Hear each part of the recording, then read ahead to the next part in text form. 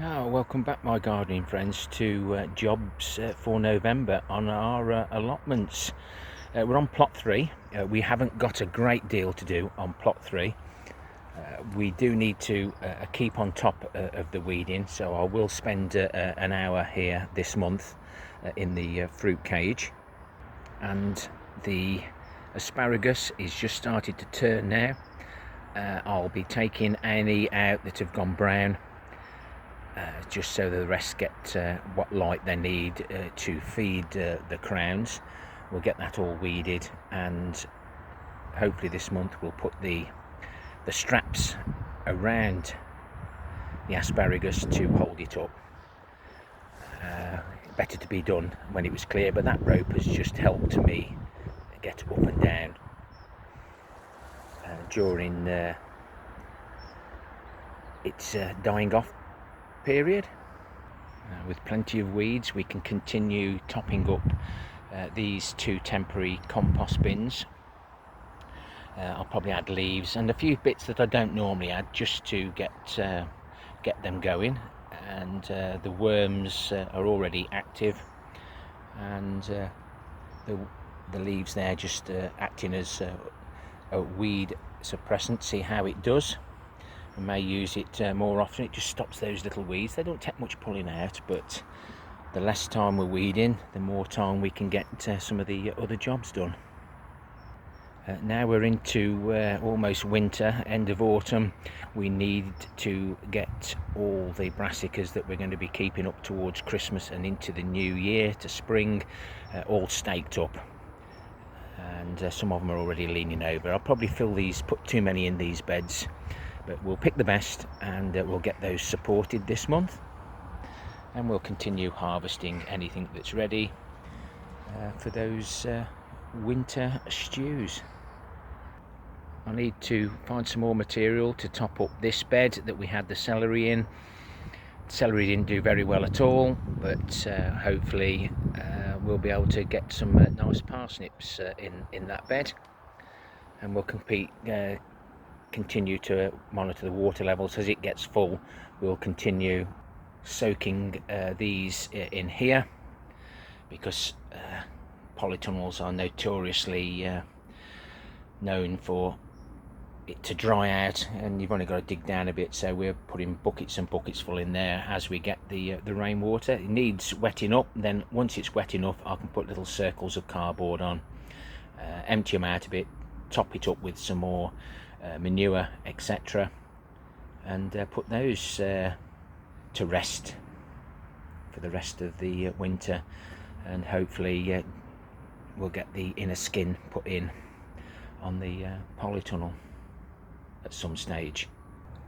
I'm desperate now to get some netting up around the green manure beans. All the other green manure has been chopped and dropped. That was in a silent movie, that's why I haven't got the microphone in now. Just can't take the chance that I'm doing these videos and you can't hear me. I only use the microphone to stop the wind noise, so here we go. But these are the green manure beans that we're saving for seed. Hopefully there'll be enough there again to do what we've done this year. So this is what it looks like after it's been chopped and dropped, and a few weeks later it's rotting down nicely. Cardboard's doing a great job. Just need some of that material out of the polytunnel middle bed now to top this up, and these will be ready then for planting in the spring. And these were my save seeds, so realistically that hasn't cost me nothing. Another job we need to do urgently is to remove the leaves now that we're protecting these crimson broad beans that Marie Curry sent me a few years back. I'll continue to grow them, and I need to gently take those off so these shoots can go green. I don't want them to get too big, else they may fail. And the mint twigs, leaves, branches have seemingly stopped the mice from finding the broad beans. These were direct sown. As we move on to plot 1, the wind gets up, so apologies about that if you're getting that. but I do need to get in here and complete this during November. Take them all out, clean them all up, replace them, put them where I want them. At the moment all the beds are full now, so there's a lot of nice little runners in there that I can use elsewhere on my growing spaces. Don't like to waste them, but some are going to get thrown away and composted. I need to concentrate on these perennial weeds, especially these, very annoying, but now we've cleaned this up, we can see where they are, and we'll dig as deep as we can to get those roots out. Keep doing it and eventually they'll stop growing. These are 2 grow tents of some description that we found dumped, and they've I'm not sure how it's going to look, but I'm going to replicate the green netting where we've just looked where the strawberries are. It seems to give it a nice climatic conditions to grow nicely. It'll protect them from the birds as well, and hopefully the slugs if we can fashion it down good enough. But that's something I'd like to try and do, and if we get some dry weather I would like to get some of this material burnt, but we need to clear a space first because there's no spare plots this year to have a burnout. I must empty the fish poo somewhere. That may go on the comfrey, and it would be nice to get some more weeding done. This will have to be done else we're going to be in trouble. I pulled some of these out by hand in panic as the seed heads formed, because once the seed heads start floating about, it's bad enough having other people's seeds floating about, let alone our own. I need to get all the trees out now. These are the fruit trees that we're not keeping. I'm only keeping the one conference pear that's did really well. All these have been nicely tidied up now, so that's the October jobs out the way. I did quite well in October actually, but I'll get these trees out. Then when it dries out enough, I've been scraping the compost that we find that's unscrupulously dumped by the cannabis growers. I scraped that up and that's gone into these beds here. It's all been reused. It's got a little bit of soil on it, so the soil will just give it body, but I'm going to grow my giant potatoes along here.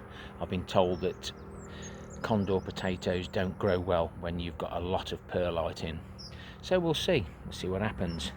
So when we top these big barrels up like we did before with the soil, it'll be surplus soil from here, so we'll get the rotavator on that when we get a chance to give it a good mixing, because realistically this is how it was when I first took this plot on. Hashtag starting a new allotment. It took me 2 years to get this allotment how it is, and now I'm changing it all. We're never happy, are we? I've moved the bench in October. We've got the barrels here now, so this will help me for my giant vegetables that we grow in the boxes. All this here will be pallet collars. Some lovely material here, and we're desperate to get these perennial weeds out. I'm taking some home, but some will go in my perennial weed bin, and the worms are doing a cracking job with that. And docks, dandelions, everything goes in here, so we'll start topping this up a bit more, and I'll get the label so I can spell perennial correctly. Never did change that. But that gaffer tape after 3 years does start to go a little bit rotten, and I don't want that dropping on the allotment floor. So as I work my way through this, I've got to get rid of that. It keeps throwing seed heads up, it sends those little runners out, it grows up everywhere, causing issues in the paths and on my vegetable beds, fruit beds, etc. So as soon as we've moved far enough down, we'll move this over and work our way up, and the wildlife area will start at the Bug Hotel, the wildlife hotel that we built earlier, and that will take into consideration then the pond and the area, and I'll be able to keep on top of it a bit more. We'll get this fence tucked down, and any surplus timber we can burn. We'll be collecting as many leaves as we can during November. but the leaf mould at the moment is absolutely soaking wet. Lesson learned, I should have covered it up well before. I've known in the past that if it's a little bit wet, I used to add soil to my compost, to leaf mould and coffee grounds, but that made it a bit claggy to go through the trommel. Lesson learned, we'll get that covered up, but hopefully it will be covered up when we create a roof for it to collect even more rainwater. Then it might be too dry. We'll never win, will we? That pipe used to go in the back to that galvanised tank, and I was wondering why this barrel wasn't filling up, because it's siphoning from both tanks, and it was siphoning the water out that one into there and then going back that way, because that one's now got a hole in it by the feel of things. So we've diverted all the water now into the barrel or into there, so we don't lose any more water. And my neighbour now has got his pipe in there and across to his, so he can get a bit of water as well while we've got plenty about. And it's just started to rain again. So I've watched the hashtag starting an allotment back, saw how I built that, and there is a brick base there on the first part. The second bit was an add-on, so we'll redo it all with these pallets and the timber that we've been collecting, which is scattered all over plot 1, and then we'll hopefully find enough polycarbonate here to put a roof and sides on the new leaf mould bins. I'll be able to add water to it then, instead of letting it rain like it has done on it and made it impossible to sift. We had a good month in October, getting most of these jobs done. The nettle plant food has been sifted, sorted, put in the barrel. That's now completely full. The comfrey is there in the middle. We've got all the comfrey cake out of there. Brian did say to keep the comfrey cake moist and peel it into layers and put it into the bottom of the tomato containers, which was quite a good idea. So save drying it, and it ain't going to dry out this weather. So we've had a good month, but we're going to have at least 5 hours of sifting there. If we collect 25 1-ton bags of leaves, that's an hour a piece. That's 25 hours. And yes, it's leaf mould month, but we just need to get all the other jobs done as well. And by that time the comfrey will have died back, and we can tidy that up, and we'll get it repaired where it needs to. It's got to be 4 or 5 years old now, this, so it's held up well. It's plastic, but obviously we've used wood to support the sides, and it's my big feet treading on it. It doesn't help, but you see the decking screws there, still as good as new, so I'll be able to reuse those and just knock some more wood in and get that comfrey, once it's died back a bit more, into the compost bin. I'll give them my rats a few hot peppers. It looks like they've spat it out straight away, but they're digging and turning the compost for me, so maybe I'll bring a few apples over to this plot so they can have a little bit of dessert. They've done well.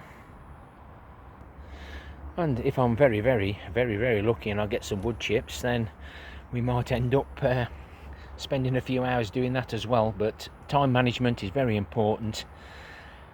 I like to have an hour a day in the week, and maybe 3 or 4 hours over the weekend, just to keep on top of things. But the break I had from YouTube in October paid off, because I'm in a better place now, and I can see where I'm going. And sometimes the gardens, our growing spaces, can get out of hand and don't know where to start, and we just give in. But the winter months are my busiest months, getting everything ready for the spring. So if you want to see what I get up to over the winter, I'll be continuing uploading 2 videos a week, Wednesdays and Sundays night at 8 PM UK time, and you can see what I've been up to. Happy gardening to you all. Till next time, my friends. Ta-ra for now.